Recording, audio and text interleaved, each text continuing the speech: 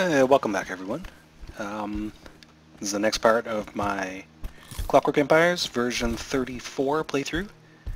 My name is Alfred. You'll notice, those of you who've been following the series, I've picked up a little bit later. Past the end of my last video, I played through a little bit more. You can see the refinery is under construction here, or I should say the ceramics workshop.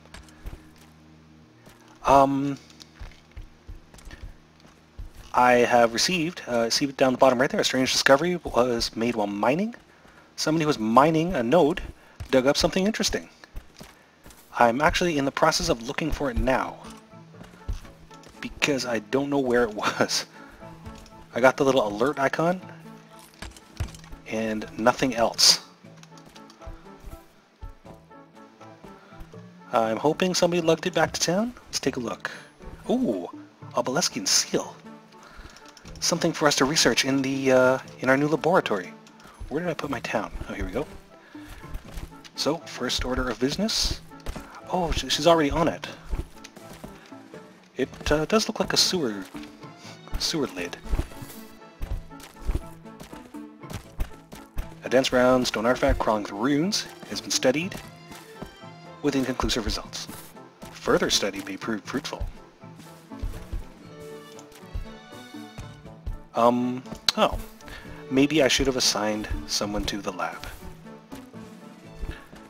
Wasn't the lady who just carted it out there a scientist? Well, no matter. You can see the results here at the bottom right here. Your scientist has studied an artifact, but the results are inconclusive. I don't know what further study entails. I mean, there's not anything I can actively do with this. Maybe it's something scientists just do passively. Like this job here, dump corpse. Right? That's spontaneous. That's not something you can queue up yourself for the job list, but it's something colonists will do. Now colonists will, given the presence of a graveyard and another dead colonist, colonists will spontaneously cart them out there to bury them.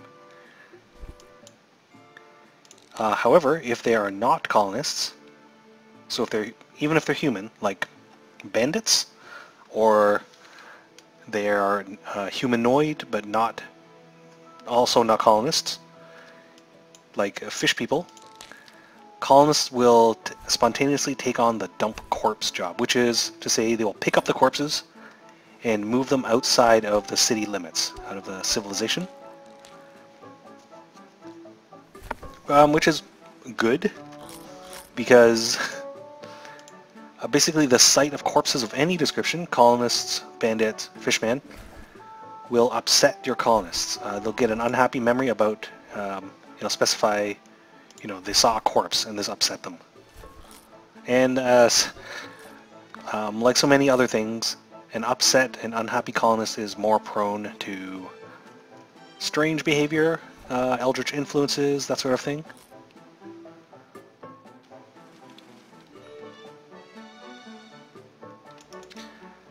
I was hoping more would happen. Okay, so this dude here is my scientist. Then who is this lady who is not a scientist? Oh, she is also a scientist. I thought I only had one crew assigned to the... Yeah, Mrs. Robbins' Tasteful Saws. And, Mr. Wood. That might be a bug, actually, because I have only one lab and only one crew assigned to that lab. But it looks like the first crew, which I've actually reassigned to be my brewers, by the way. Mrs. Robin, you're supposed to be brewing chicha. Maybe she's just retained the scientist's skin and uniform. I can call in a favor. I don't need any of these, actually. Actually, let's take a look at how we're doing for colonists. Yeah, I think I need to shore up my military strength, so I'm going to request criminals. It's not important specifically that they're criminals, but I need warm bodies to fill out my military. Ah. Looks like a fair number of my criminals were had military training, so they got auto-assigned to the military squads. All well and good.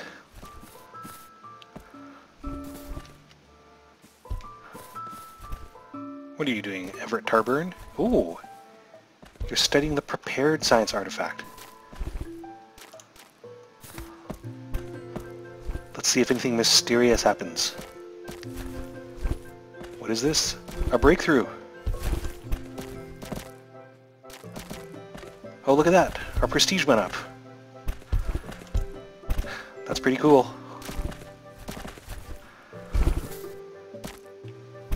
Right, our prestige was 3 previously, and now it's 4. So we have advanced the cause of science. And the Empire has... the Empire sees us more favorably.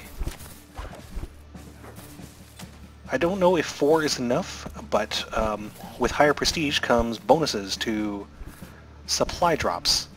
I've had it happen to me in previous games where I've had prestige of like 8 or whatever, and instead of the usual 10 random supplies that get dropped from the sky, I got 15 that time because the Empire was happy with how I was doing. And I believe the in-game explanation was your prestige has made it easier for the bean counters back in the Empire to fudge some numbers and give you more stuff. That's pretty cool.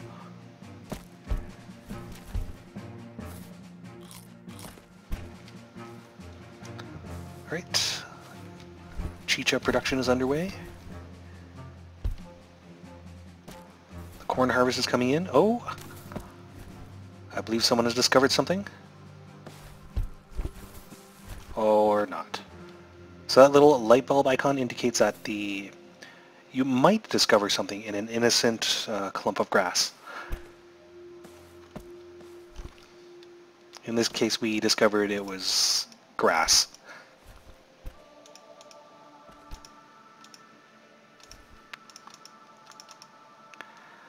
Anyway, so that's the new research and discovery mechanic.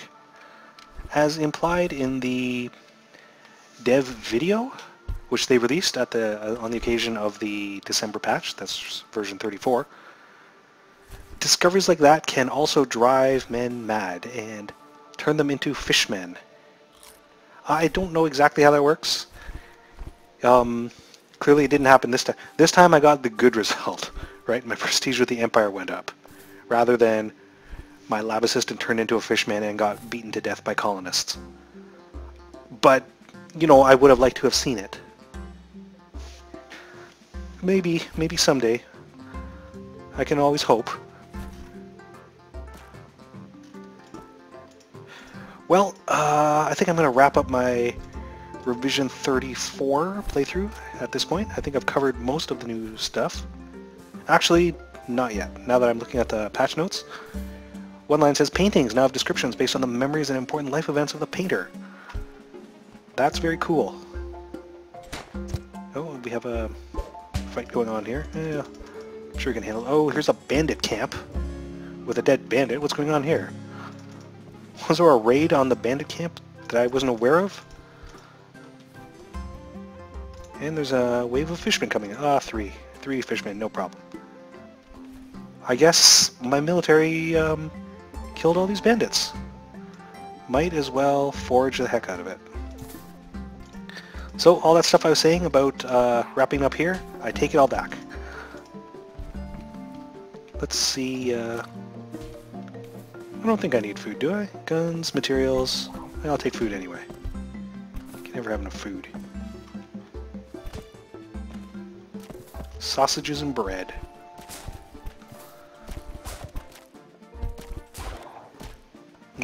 Why is nobody building this? I guess they're all busy.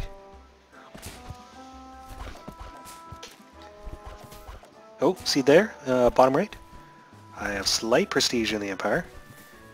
Someone has fudged the numbers in my favor, and I got 15 things. Which is pretty cool. Because I got 15 food items.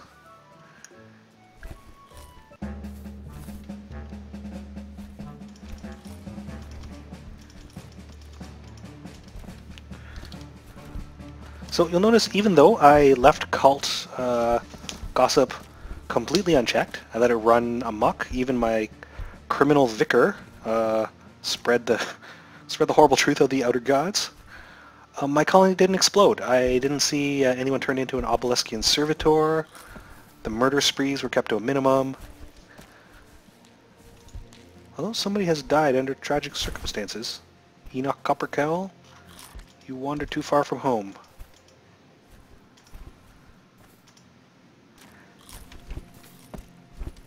How are we doing for jobs? Yeah, reasonable number.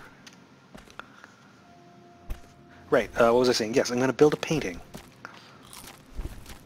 Because apparently it's supposed to have, its description is supposed to reflect the memories of the artist.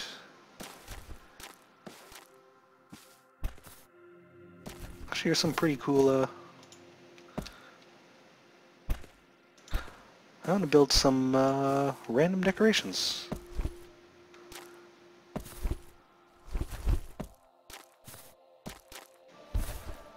Let's see, maybe it's a small painting. So we'll see what happens when those get built. We've got the resources to do it, although I think we need a little bit more raw wood. Someone's destroying my crops. Oh, a fishman got into the middle of town. Well, if we can't eat the corn you destroyed, we will eat you. Oh, look. The naturalist is investigating a tuft of grass in my lab. Hasn't discovered anything interesting. Right, I've got an immigrant wave coming in. What do I need? Oh, I think I'll take 3 of anyone. Why do I have 2 vicars? Oh no, I only have 1 vicar, and all his congregants are dead.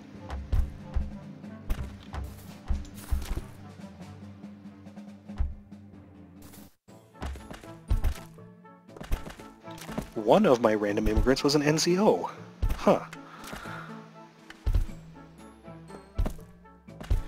Well, I guess that's good. I'll have someone to replace my other NCOs when they inevitably die.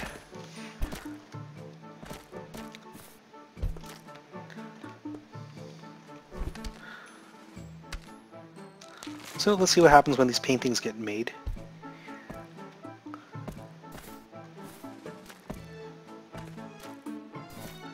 But otherwise, I think we've covered most of the stuff, most of the new stuff in version 34. For those of you who, this is probably the wrong time to say it, at the end of a 4-part series, but for those of you who are wondering if you're interested in playing Clockwork Empires, I hope this video, or these videos, have given you some idea of what the game's about, and where it is in terms of being functional and game mechanics and things. There's a lot more stuff clearly I would like to see in the game, and it's coming, right? The game's in development, like it's less than halfway done, according to certain, the devs have a pretty detailed roadmap of the things they want to accomplish with this game. So things like assembly lines. There's some talk of pipes so that resources can travel between workshops. There are metagame considerations. You're standing with other empires. There's a whole bunch of stuff, multiplayer. On top of stability fixes and, UI polish and all of that stuff, right? All of that stuff is either not yet implemented or it's in the works.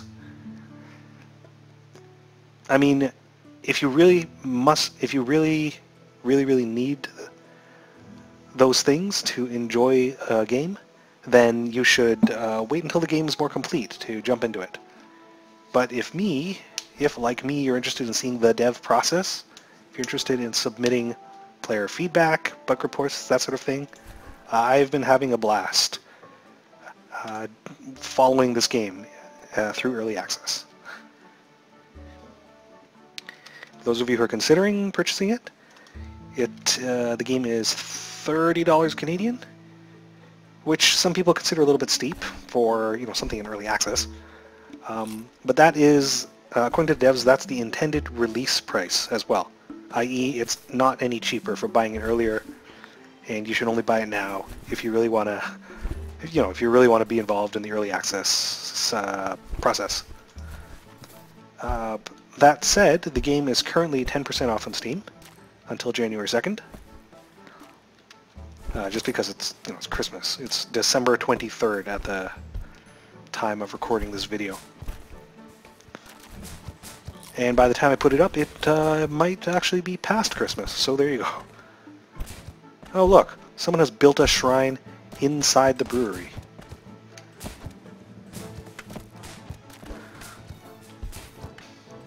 I hear shooting. What's going on here? Oh, here's the armored bandit. Oh yes, the probability that an armored bandit will spawn in a bandit spawn has been reduced. It used to be 100%. Like you'd get an armored bandit every time there was a bandit spawn. That probability has been reduced to 50%.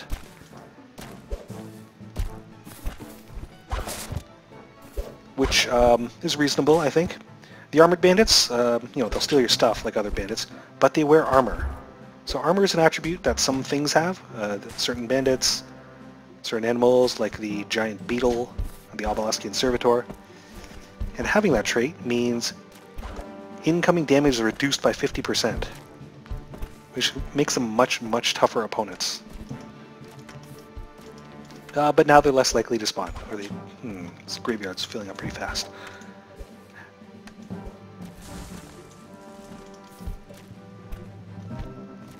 Has anyone finished building a painting? Oh, here we go. Here's a new one.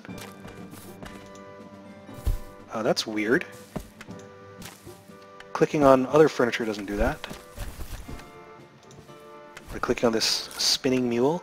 Oh, hey, I got an aristocrat who his job is to give a peon orders. The arrival of an aristocrat, randomly or otherwise, gives you 1 prestige point. The death of an aristocrat subtracts 1 prestige point. Oh, what am I going to do with all this prestige? Let's get a squad of redcoats.